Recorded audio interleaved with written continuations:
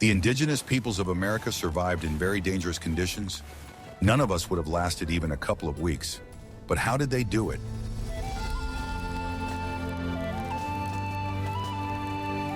Their homes not only withstood the forces of nature that would have destroyed modern buildings, but also became islands of warmth and comfort. Inside by the fire, life went on while outside the apocalypse raged. This is not a story of survival at the limits of human endurance, but of ingenious engineering honed over centuries. It is about a deep understanding of the laws of nature, which allowed them to turn the blizzard itself into their ally.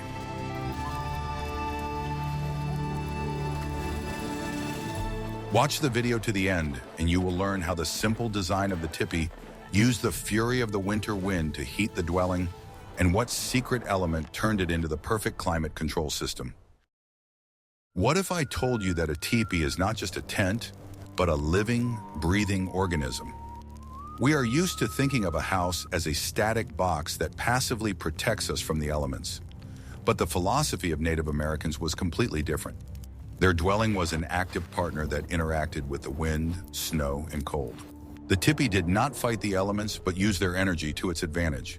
Its design was a dynamic system capable of adapting to the slightest changes outside. It was not a barrier between man and nature, but rather a membrane that allowed them to coexist harmoniously.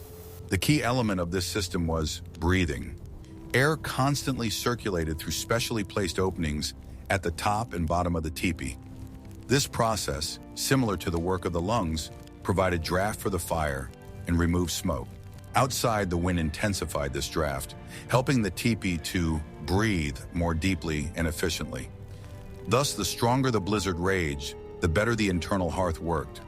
The dwelling did not simply resist the storm, it entered into symbiosis with it. It was a holistic ecosystem where each element played its role. The poles were the skeleton, the covering was the skin, and the internal hearth was the heart. Together, they formed a single organism living in rhythm with the surrounding world. This perception of home changes everything. It is not just a set of materials, but a continuation of a philosophy of life where there is no place for fighting nature. There is only an understanding of its laws and the ability to follow them. That is why the tipi was so effective. Its strength lay not in the thickness of its walls, but in the flexibility and intelligence of its design. It was a dwelling designed not by engineers, but by generations of wise men. They understood that true protection is not a blind defense, but intelligent adaptation. The tipi did not try to stop the wind. It directed its currents. It did not try to defeat the cold. It turned it into its helper. This concept of a living house is one of the most profound and underappreciated achievements of indigenous culture. It demonstrates a level of harmony with the world that we have almost lost today. Modern technology isolates us, while the tipi taught us to cooperate. Do you think modern houses can be called living in the same sense as tipis? Share your opinion in the comments. Are you ready to learn the truth about why a simple conical shape turned out to be more ingenious than the most complex architectural solutions? At first glance, a cone seems too primitive. But behind this simplicity lies a perfect understanding of aerodynamics and the laws of physics. When hurricane-force winds hit the camp, they did not encounter a flat wall. Instead, air currents flowed smoothly around the sloping walls of the tipi on all sides. This minimized wind pressure and the sail effect of the structure. Any square structure would have created turbulence and experienced enormous loads. The cone, on the other hand, allowed the wind to slide over its surface without causing damage. That is why the tipi could withstand conditions where other shelters would have been torn to shreds. This same shape worked perfectly during heavy snowfalls. On a flat or sloping roof, tons of snow would accumulate, threatening to collapse the structure. But the steep slopes of the tipi gave the snow no chance to stick. The snow simply slid down under its own weight, accumulating at the base of the dwelling. This was not just convenient, it was ingenious. The snowdrifts at the base created an additional insulating layer, protecting the lower part of the tipi from the piercing wind. Thus, the more snow fell, the warmer the shelter became.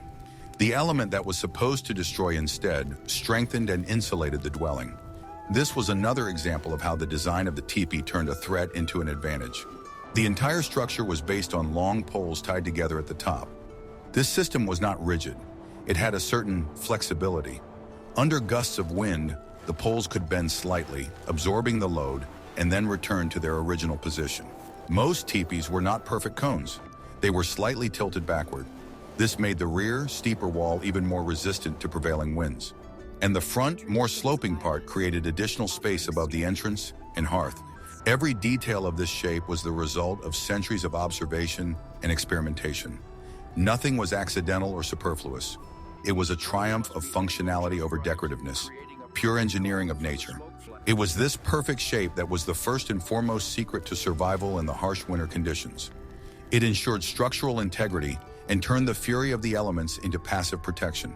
The teepee resembled a rock in the middle of a raging ocean, but the ideal form was only half the success.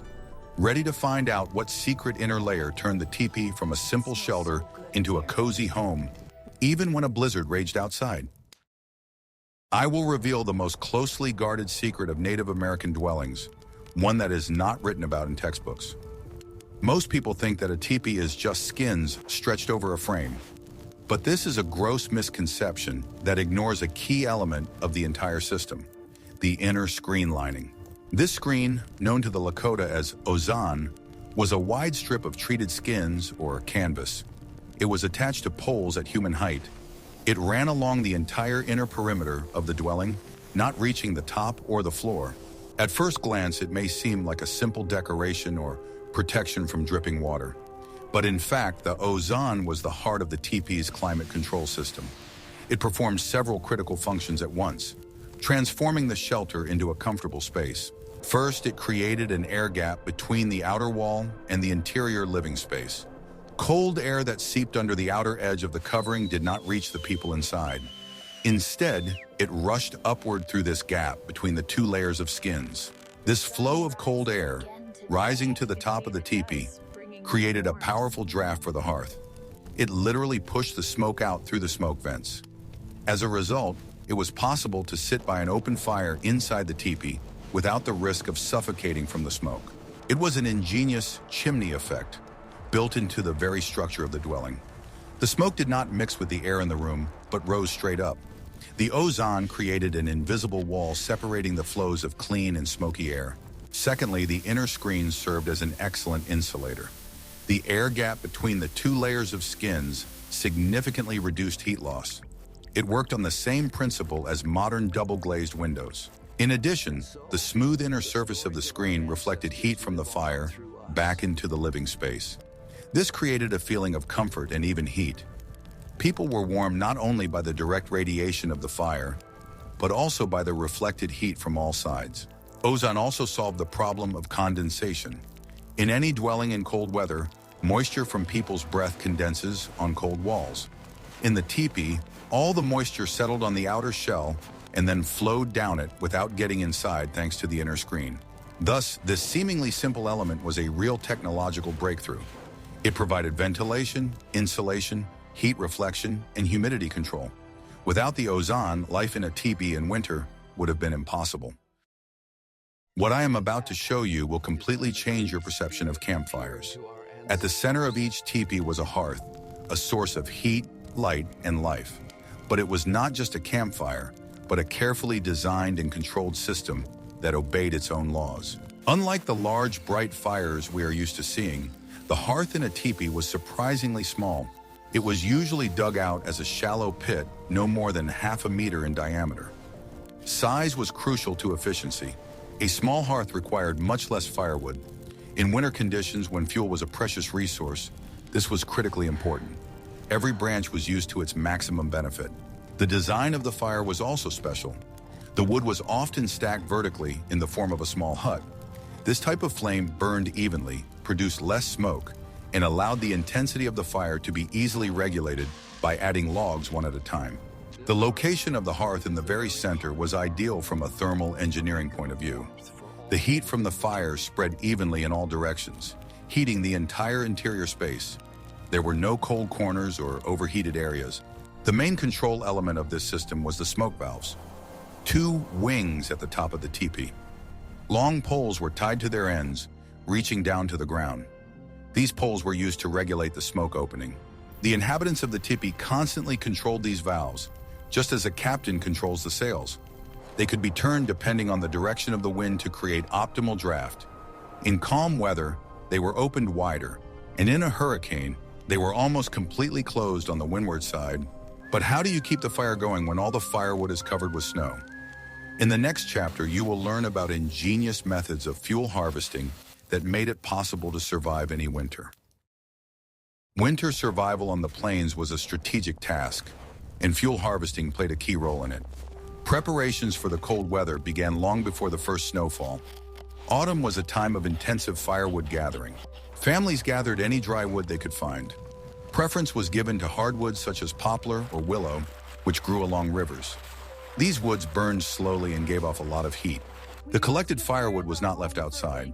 It was brought inside the teepee and neatly stacked around the perimeter.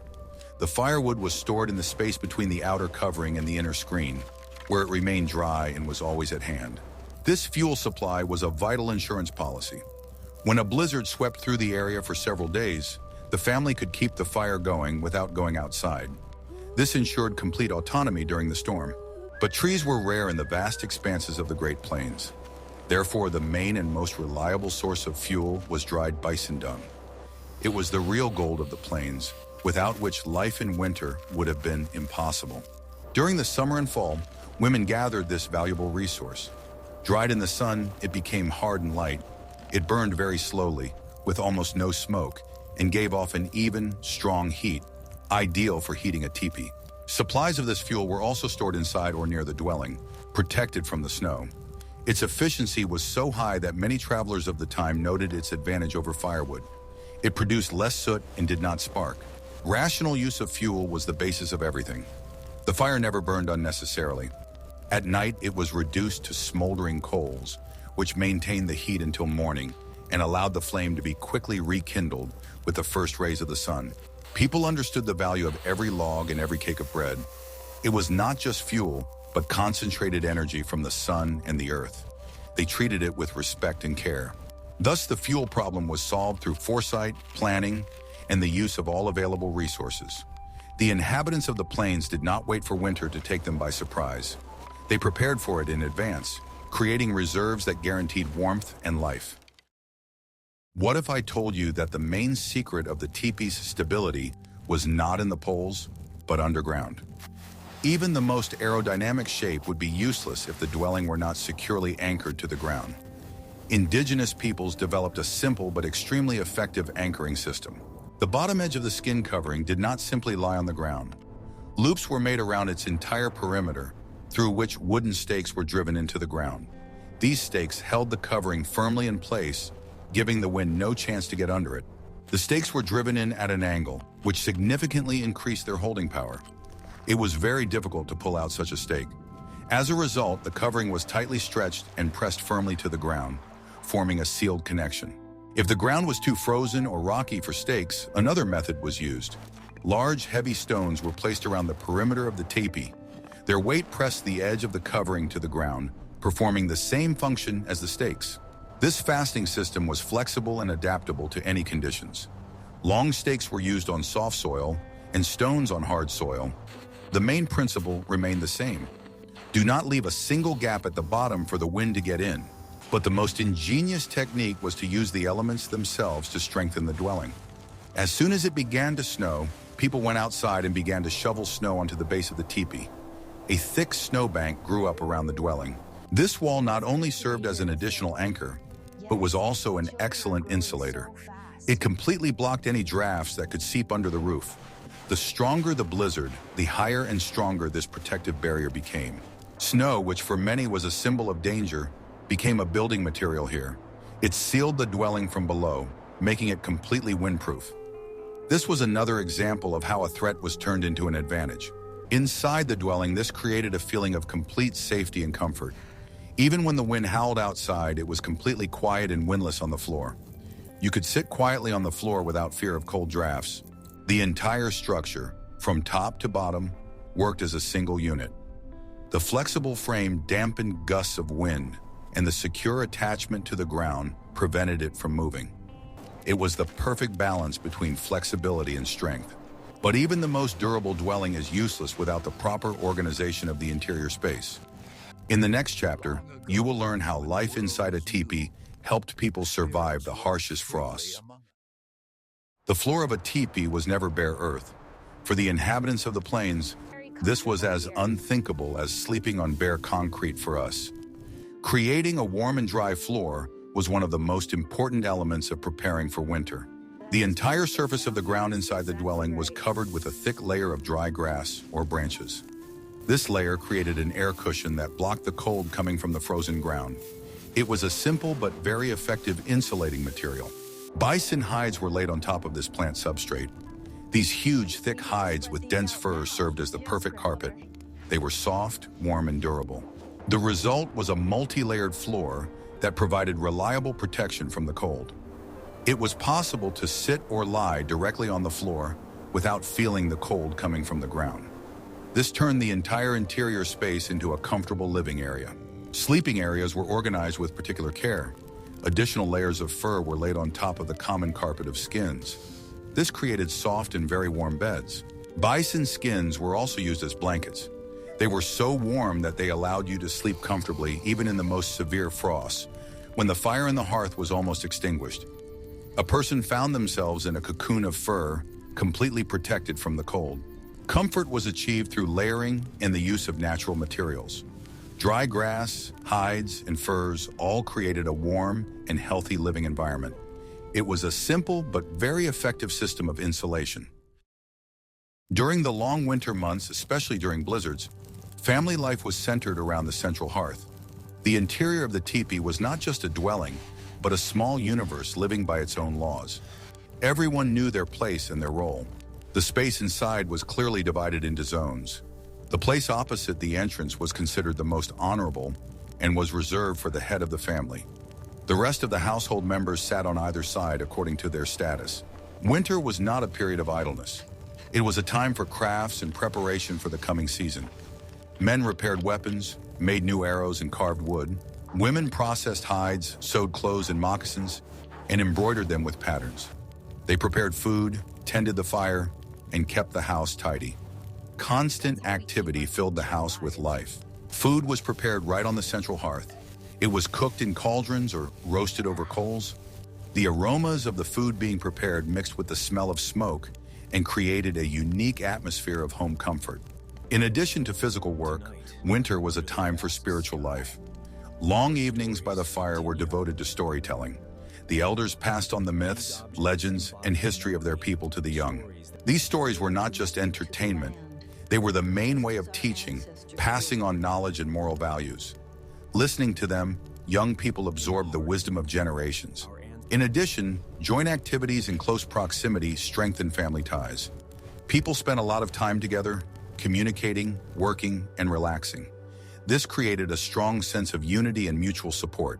Even during the most terrible storms, life inside the teepee continued as usual.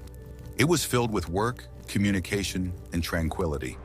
The hearth warmed not only bodies but also souls, dispelling the darkness and cold of the outside world. Thus, survival was ensured not only by technology, but also by the proper organization of daily life. Orderly and meaningful activity helped to maintain morale and physical strength. It was a victory of order and culture over the chaos of the elements. The teepees rarely stood alone. They were part of a large winter camp, which was a single social and defensive organism. Survival in harsh conditions was a collective task. The camp was usually set up in a place protected from the wind, such as a river valley or a grove. The choice of location was the first and most important step in determining how comfortable the winter would be. Proximity to water and the availability of fuel supplies were taken into account. The dwellings in the camp were not arranged randomly, but formed a large circle. This layout was not only symbolic, but also deeply practical. The circle provided additional protection from the wind, with the outer teepees sheltering the inner ones. The entrance to each teepee was traditionally facing east. This allowed the first rays of the morning sun to penetrate inside, bringing light and warmth. It also protected the entrance from the prevailing west and north winds. During heavy snowstorms, the entire camp acted as a single entity. If one family ran out of firewood, their neighbors shared their supplies. No one was left alone with their troubles. Strong young men took responsibility for the safety of the camp. They made sure that no one was buried by snow. If necessary, they cleared paths between the teepees. Thus, strength lay not in individual dwellings, but in their unity. The camp was like a large ship sailing confidently through an icy storm. Social organization and mutual aid were as important to survival as the perfect construction of the teepee. Even the warmest dwelling will not protect you from the cold if you are not dressed and fed properly. The clothing and food of the indigenous peoples were as perfectly adapted to winter conditions as their homes. It was a holistic system of survival. The basis of winter clothing was items sewn from well-processed bison, deer, or moose skins. Leather tanned using animal fat and brains became soft, durable, and waterproof. The fur was often left on the inside for maximum warmth. The principle of layering was well known and actively used. People wore several layers of loose clothing. The air pockets between them served as an excellent insulator, retaining body heat. Particular attention was paid to protecting the feet. Winter moccasins were made tall and sewn from thick leather. Insoles made of dry grass or fur were placed inside, and the moccasins themselves were worn over warm socks made of animal skins. Hands were protected with spacious mittens, and heads with fur hats or hoods. Such clothing completely covered the body, leaving no chance for the cold.